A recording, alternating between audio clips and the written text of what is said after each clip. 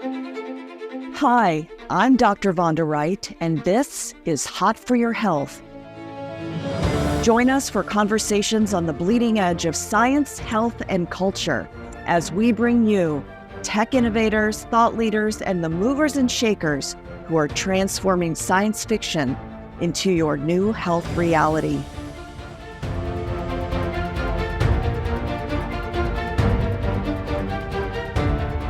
Hello, everybody. I'm so glad you're back with us on Hot for Your Health. And as I've introduced to you, we are speaking with Dr. Ellen Gendler tonight, who is a private practice board certified dermatologist in New York. And you know, Ellen, may I call you Ellen tonight? Please. I found you on Instagram talking about a variety of topics that I just wanted to learn from. So I thought I would address some of those with you tonight and learn from you and have some wisdom from the way you practice. You have been talking several times lately. We'll just start with this about sunscreens. And I did not know that different countries had different sunscreens. And I wish you would just teach me what to do, because I Sure. slather it on like butter and I buy it new every year. But that may not be, that might not Well, be. okay, that's a nice topic to start with. Let me just go back for 1 second. I am in private practice, but I'm also an associate professor of dermatology at NYU in New York City. And for years, I ran the contact dermatitis division there. And that's where I sort of got my introduction to cosmetic dermatology back in the day. And I actually helped Bobbi Brown create her first skincare line.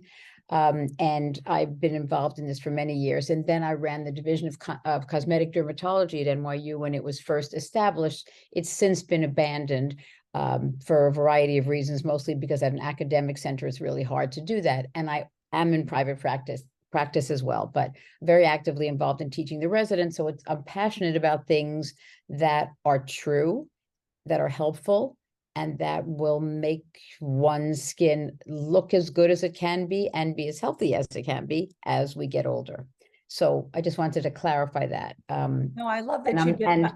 and actually, and I went on Instagram on a lark about a year ago, having never done a single thing.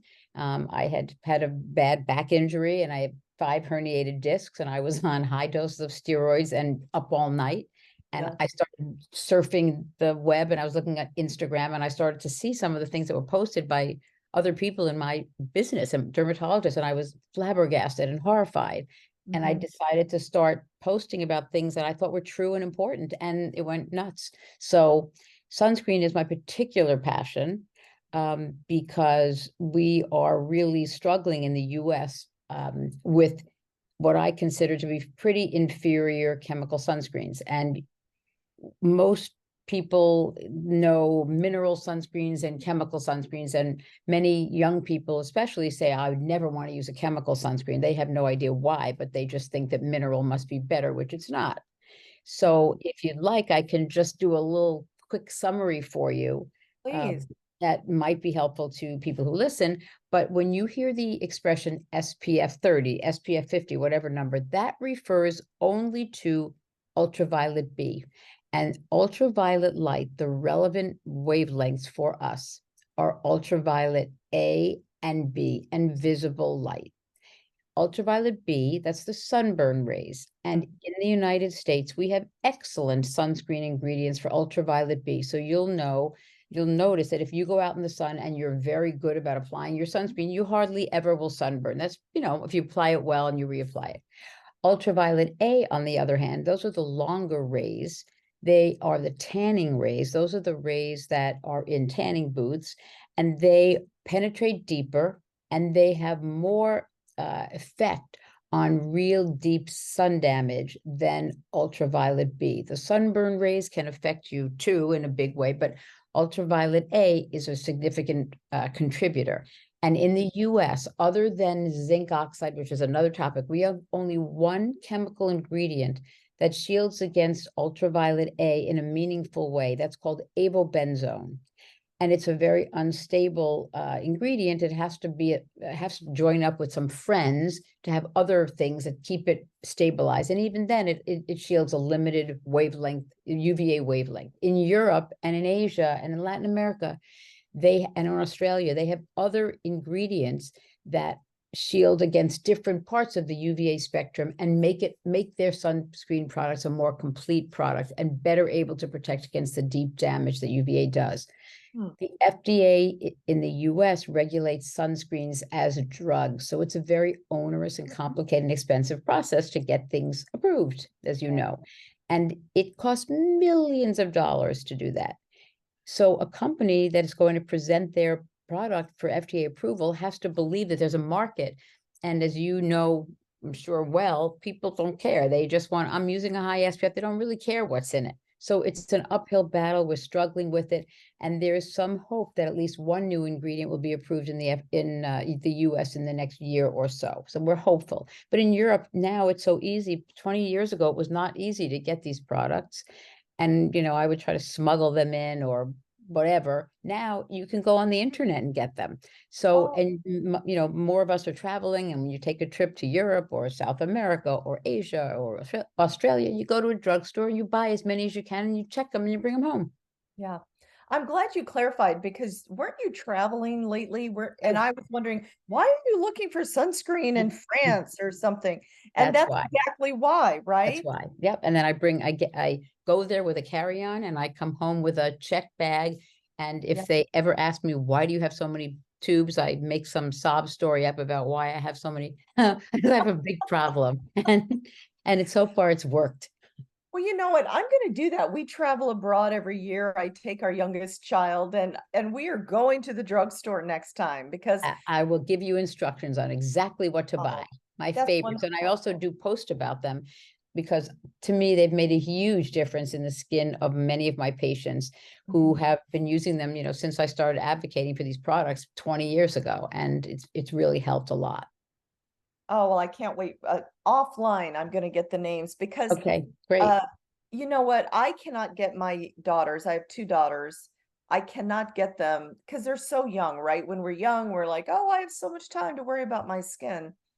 I can't get them to be crazy like I am about, and I guess I'm only doing half of what I should because I only have US products. I'm Yeah. not sunburning. I'm one of those people, just like you said.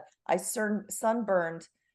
I think the last time was in college and it was terrible with blistering. And I'm like, there is really no way I'm ever going to do that. Do this But I again, right? didn't realize that that was only half the story. That's right. It's half the story. And then the mineral sunscreens, that's a whole other issue. Remember, zinc oxide is what you think of when you think of a lifeguard who used to, who would paint On the the nose. white mustache, right?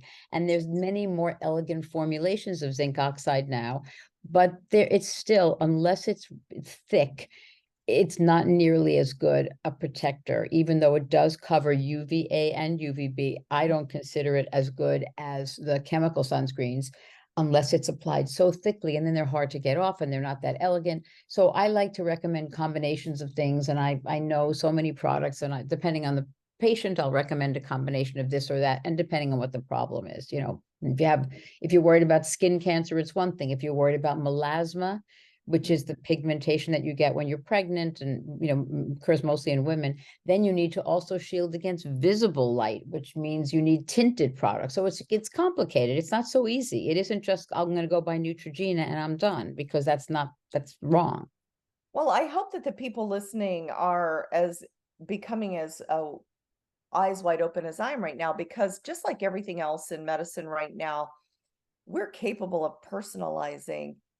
I'm Right. gonna don't hate me for this. It never occurred to me to personalize my sunscreen, but in this last 5 minutes you've been talking, I see how critical is depending on what your activity, where you live, how much you're outside, what the goal is, right? And Completely. so much more than just a big brimmed hat and putting on some stuff. Right. And, Right. and frankly, I agree with you about the zinc. I tried to buy some and I couldn't rub it in enough to wear it anywhere. To use it, right. But Use you live in Florida. So Mhm. for you, much of the year is spent outdoors in Mhm. the direct sunlight. I live in New York City, so it's different. So what I tell my patients to do in July in New York is Mhm. different from what I tell them in December. Mhm. So I change it around, and some people consider it a real pain in the neck to do it. So if you're somebody who goes to work like I do at 7 o'clock in the morning, and I don't come home till 7 o'clock at night, I never see the light of day. It could be snowing in July. I don't even know. It's not such a big deal. You have to live your life, but it's important to start early. And I understand your problem with your girls, because they don't right now. I don't know how old they are, but they're probably interested in products at Sephora, and it's Mm. crazy how much they're involved in makeup products, but they don't really think so much about going forward. So what I tell my patients is, with your kids, whatever they get used to is what they get used to. And when I was growing up, we didn't really have seat belts, but now if your kids went into your car without a seatbelt, you just wouldn't turn the car on. Well, Yeah. that's how it should be with sunscreen. And then they just get used to it. It's second nature. It's not a big fight. Oh, But I love starting that. early is important with That's everything. it becomes a part of their life. I say that too with mobility and exercise. When one of my daughters is 29, one is 16, and they did everything I did. If I was on the ground with a foam roller, they were there. If I ate broccoli, they would do that, right? Because they learn from us. So your point is so well taken, that if you help them grow up as part of their culture, right? So I guess that means I didn't show my girls enough sunscreen when they were growing up, but they'll learn. I mean, They'll learn. they'll get it. I talk Put about them it. on my Instagram account. I, Their heads will be spinning with it, right? they will, and they'll want their own personalized uh, Totally, regimen. totally. Well, you But know what? I love that you clarified and your academic background, because I'm in only private practice now, but I have been an academic my whole life. And so the truth matters, and looking up original research matters, and doing the original research matters. Uh, and so I'm going to ask you about a couple other things that have gotten a lot of social play, but there is some can't evidence. wait. Yeah, there is some evidence for it. And I just started kind of doing it a few years ago, because I did a PubMed search, and I found that there had been studies done on the role of on the presence of estrogen alpha and beta receptors on the skin. Mhm. I mean, and what thought made me think that was, well, if I'm rubbing it on my thigh, aren't there the same receptors on my face? And don't I care about the collagen, right? So I started looking at the research, and oh, there are a few papers about the estrogen and beta receptors in the skin of the face, and applying topical estrogen. And so I started doing it. So, and I know you've talked about this. So can we just explore that a little bit? Sure. I know you posted lately about there are several kinds of estrogen for the face and products. So let's just talk about that a minute. Well, we know that there's estrogen receptors basically everywhere, and the skin has good estrogen receptors. Interestingly, there are different types of receptors in different parts of the body. So all skin does not have the same estrogen receptors. So that's an interesting issue, because the estrogen receptors that are most commonly implicated in, say, breast cancer are different from those that are in the skin.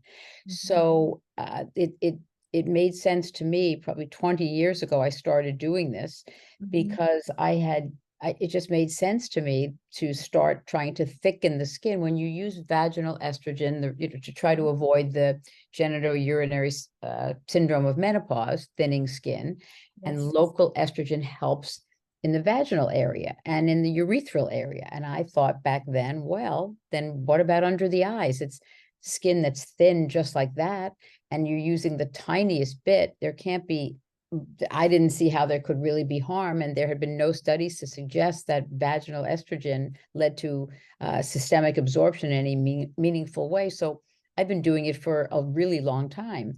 And then I started prescribing it to my patients who were in the perimenopausal years. And Mhm. I've now gotten to the point where I'll go a little younger. I'll start my patients in their 40s Mhm. on it, because why not? Why not try to strengthen the skin if you can? The area that seems to age first in women, the area that the younger people, although things have gotten crazy, but the youngest women who are thinking about, oh, I hate this, it's always around their eyes.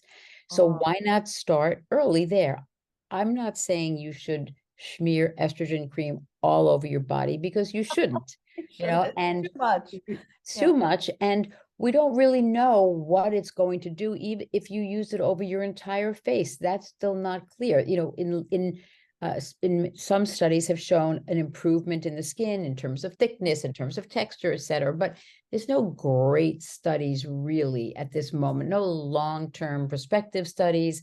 And so it's not quite anecdotal, but it's not that far off. I'm using my knowledge of vaginal estrogen and how it changes women's lives as they go through menopause. I put it on the skin around my eyes, and I also put it on the tops of my hands. I Mhm. don't smear it all over. I put a little bit on my neck, but I don't use more than a fingertip. And you Mhm. only need the smallest amount. And I think that's appropriate. So for women who have estrogen cream from their GYN, Mhm. just use that. Right. And I write myself a prescription I use Premarin cream. That's what I use, but you can just use estradiol cream too from your GYN. Mhm. And then there's a cream that was studied. It's a cosmetic cream that's called Empel or Empele. Mhm. And it contains what's called MEP, which is not an estrogen directly, but it's an estrogen-like compound. And they've done a few small studies, two studies in limited numbers of women that showed some nice results. I can't say that works on the different estrogen receptors, as you know, selective estrogen receptor modulation. So it's not clear to me if that will be quite as successful as using straight on estrogen. But under a doctor's supervision, I think you're perfectly safe, and you probably will get great benefit if you use this in a sustained way. Now, there's a very well-known menopause Instagram or a social media person who brought up a case of a woman who developed endometrial cancer after using for 75 years. She was 90 something, I But think. she smeared it all over her body like Oh, lotion. she smeared it on, I think, 3 Mhm. times a day for 75 years. I have no idea how somebody gets that. Yeah. And she developed endometrial cancer, and to use that as a reason not to do this, I felt was really wrong. But I got a lot of pushback, not so nice, Yeah. from this person, and it was upsetting to me, because I'm nothing but the most responsible and conservative dermatologist and physician. And I'm sure if we talk about other types of skin treatments, you'll get that impression even more. I saw that exchange, and that same doctor was very pushy with several other doctors, and because I have a comment to make about doctors on the Instagram too, but I saw that. But I thought, to your point, I thought that's not how we don't, as researchers, pull out one weird study and make a case for anything, right? We take the culmination of research. Great research breeds repeated studies. So to your point, we have like so many other things in women's health. We have a lot of room to still do better research, but sometimes we make inferences, and I chose to do it, and I don't know, I like it. The lady who does my facials intermittently seems to think it's working. So Helping, right? yeah, but Well, something that has a boatload of research that I doubt there's a question about at all is, I always mispronounce it, uh, tretinoin. tretinoin, Tretinoin. It's got a lot of tretinoin, syllables. Yeah, tret. yeah. But it's been around. Tell us, that I has mean, such good work on it. yeah, well, that is the gold standard of skincare. And in my opinion, everybody should be using tretinoin. Teenagers, 20-year-olds, 80-year-olds, everyone. And I say that when I see an older woman, a 70-year-old woman with gorgeous skin, I know she's been using tretinoin for many years. It was first created by Dr. Al Kligman from Penn. He was kind of the godfather of dermatology, a genius and very creative person.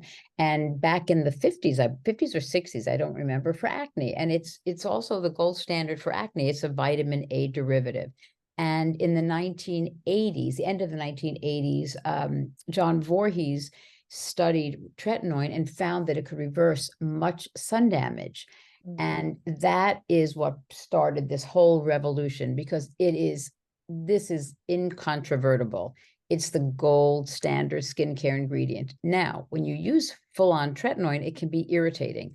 And the Yeah. reason that most people end up not tolerating it is because their physician doesn't teach them how to use it.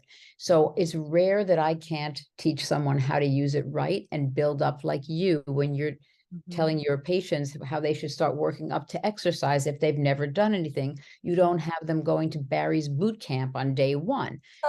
So you start really slowly every third night, maybe with a pin dot of tretinoin, and then you gradually build up as tolerated. And yes, you could get a little bit of flaking. That's okay. Just like for you, if someone starts to exercise, their muscles will be sore. Well, you don't abandon it because you get some sore muscles. The same thing with tretinoin. If you use this for a long period of time, your skin will be the best it can possibly be, and hopefully you will protect yourself against many other types of things that happen to skin, brown spots, precancers, and everyone should be using it. But there are over-the-counter versions of tretinoin that have not been studied as rigorously as tretinoin. And the belief is that things like retinol or retinaldehyde, these are precursors, and they're converted to retinoic acid. Retinol has 2 steps till it gets to active retinoic acid. Retinaldehyde has 1 step. So if you are someone who's looking for a lesser level to start, I have no issue with you starting with one of those, but I like to get my patients up to tretinoin if I can. If for someone who really finds that they're reacting to the prescription, do you start them on the over the counter Yes, and I do. then you work up to the pinpoint? Correct. Right. Right. I I do love, that. it's interesting that you would put it, no matter what the age of the skin, to start helping it. Totally. Another thing I have to tell my children, They need to fly up to New York. I'll have a whole day actually, with them. you know what? We'll do that. My daughter and I, my youngest and I come up very frequently. We're just going to make appointments and come see you, and We'll do lunch and we'll go over all of this. it would be And I'm fun. sure your 29-year-old probably knows a lot. Today I had a girl she's 15. She came to the office and she took her phone out to show me what she bought her friend for her birthday. And I was flabbergasted. It was a list this long of skincare products, silly ones, but and she and her friends, they're totally into this. None of them are useful, but this is what they talk about. This is what they think about, as well as the makeup products. Absolutely. But I think just being healthy and using things that work. What I say is I call a few things my non-negotiables. And after that, I don't care what you do. If you like, you like the smell of something, put it on. But, I feel you need to use tretinoin or something like it, or retinoid. I feel a vitamin C or an antioxidant also, which is very helpful to prevent sunburn and help potentiate sunscreen. Plus, it can help with hyperpigmentation. So I usually have my patients use a vitamin C preparation in the morning and tretinoin at night. And then the other thing I'm pretty passionate about is something called DNA repair enzymes, about which you've probably not heard much. It surprises me that most dermatologists remain completely unaware, yet they won the Nobel Prize in 2015 for discovering these. And these are enzymes that come from bacteria or plants or algae that actually have the ability to repair the damage done by the sun to DNA on contact. So when you're applied to the skin and you're in the sun, it immediately reverses the changes that are made. It's kind of remarkable. So they did many of the studies in patients with xeroderma pigmentosum, XP, which is a disease for all those of you who never heard of it. It's a horrible disease. These kids are born without the ability to repair any damage from the sun. And by the time they're 8, 10 years old, they've got hundreds of skin cancers, including melanoma. Many of them die young. It's horrible. And I volunteer at the camp for these kids. And the camp is kind of cool. The camp functions at night. It's an amazing place. But anyway, we bring boatloads of these products for these kids. And I get so many letters and emails about how it's really changed the children's skin. And it makes me so happy. So these kids will go from having, 50 skin cancers a year to 3. It's really remarkable. So all of us are mini versions of that. And that's one of the other things that I consider pretty much a non-negotiable. And there are many companies that make products that have these DNA repair enzymes. And I advocate vitamin C in the morning with DNA repair. I use DNA repair as my moisturizer. Like Oh, they come in creams, and I don't see the reason to use something else. And then sunscreen. And then at night, after you cleanse your face, I use my retinoid and mhm. then a DNA repair product at night. Very easy. And are they over the counter or They're over the prescription? counter. They're over the Oh, counter. There's just certain companies, and I talk about these on my Instagram all the time too. I'll find it. Yeah, interesting.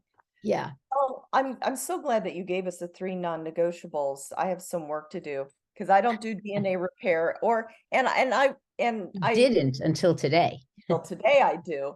And then I do use a retinol because I just have never been able to tolerate heavier, the prescription.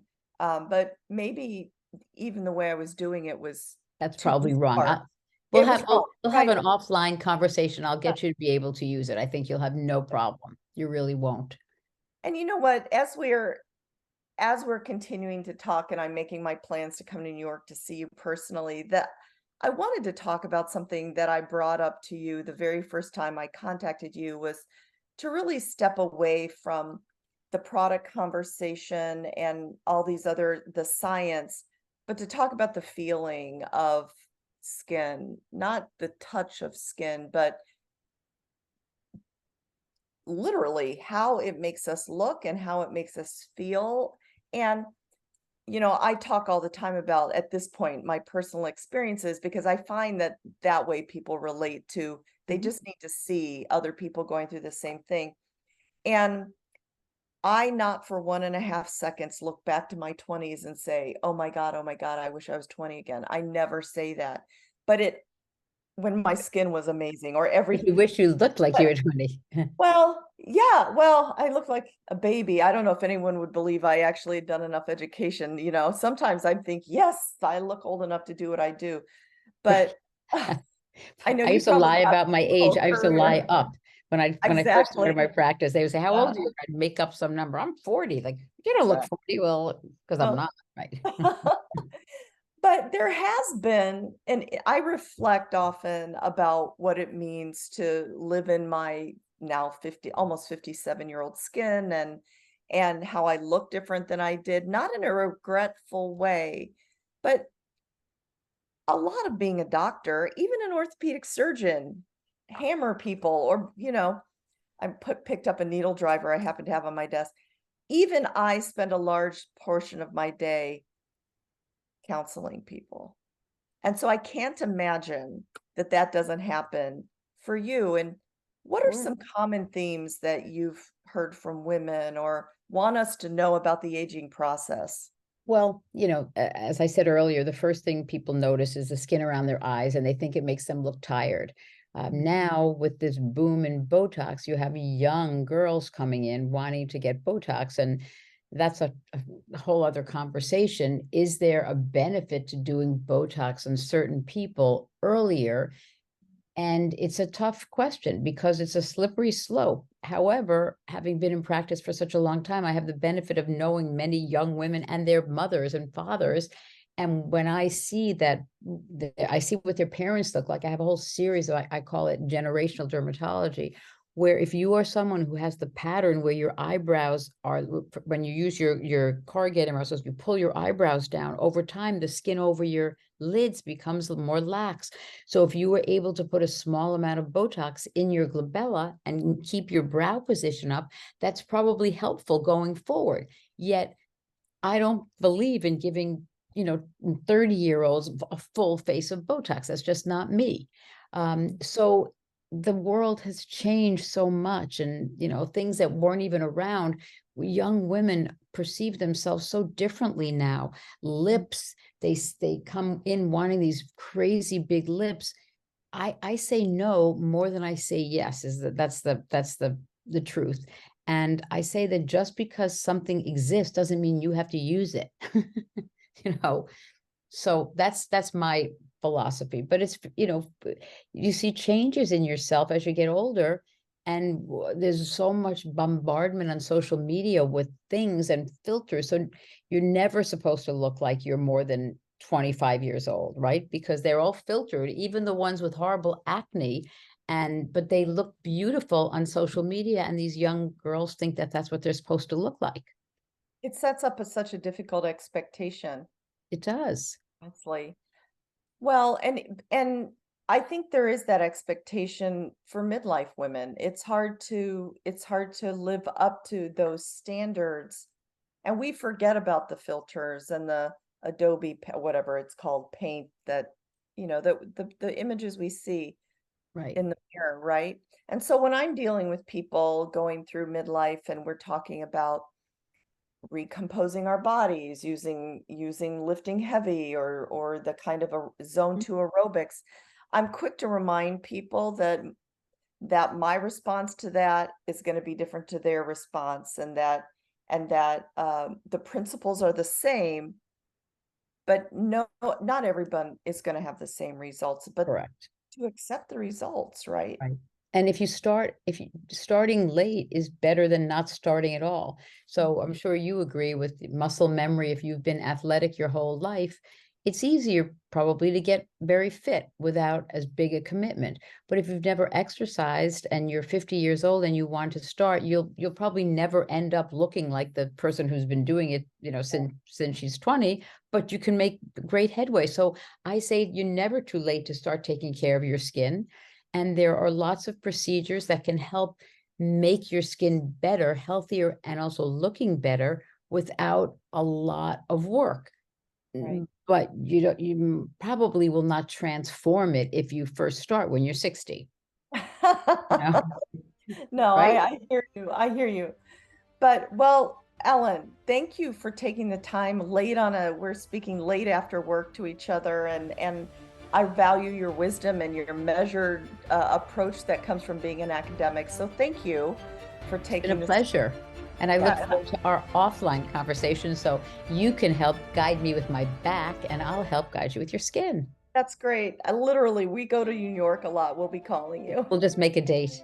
Okay, And thank you. I'll be in Orlando for there's an AAD meeting coming up in the next, I think, 9 months. So we'll coordinate. Connect. All right. Thanks so Hey, much. Vonda, have a good night. Bye-bye now. I'm Dr. Vonda Wright. See you next week.